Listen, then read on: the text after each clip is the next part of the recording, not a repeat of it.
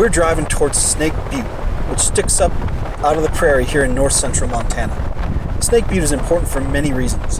First, it is a cultural site of the first peoples in northern Montana. In addition, the crystalline igneous rocks from the butte were used to make the Fort Peck Dam. I have heard that the butte has beautiful columnar joints and even evidence for glaciation on the top. I say we go and check it out.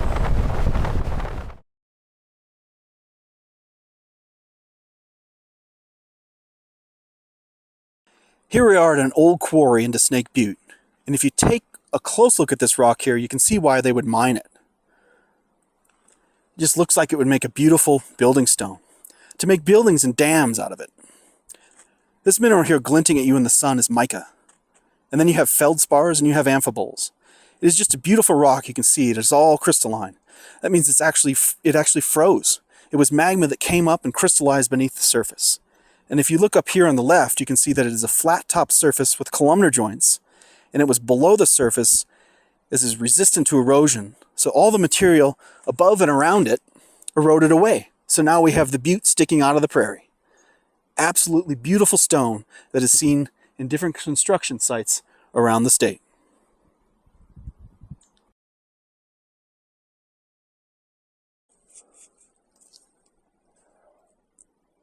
Here I am standing on this jumbled boulder pile, and these boulders have collapsed from these giant pillars you can see up above, to the right, and to the left of me. And these are columnar joints.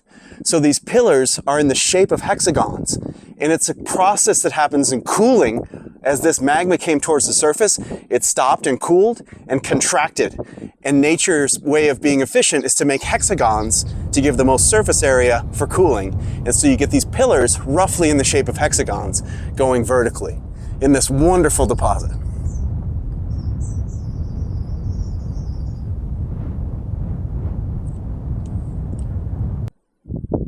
I'm walking across the top of Snake Butte, and in front of me, this hill appears to be what's called a roche montanée, and that's certainly formed by glaciation. And then as I look at my feet, I start to see rocks that are very different than what Snake Butte is made of. It looks like a white, maybe quartzite there.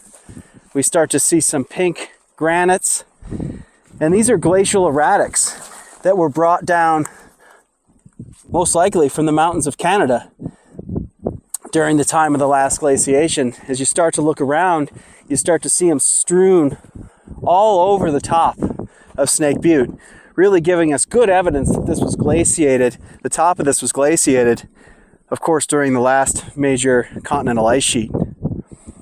Really spectacular stuff out here in the prairie. Here I am walking on top of that glaciated feature on top of Snake Butte, and indeed you can really start to see the evidence for glaciation. So underneath my feet here we can see polished and striated rock, of course caused by the glaciers. Right here you can see the nice polishing of this rock, and you can see and feel, I can actually feel the striations in this direction. We look here on the macro scale, you can see those striations along this way, and striations of course give you the direction that the glacier was moving. So I'm walking to the south, and that glacier was also moving to the south. This beautiful polished and striated rock shows you the power of the glaciers, even a couple hundred feet above the valley floor up here on the top of Snake Butte.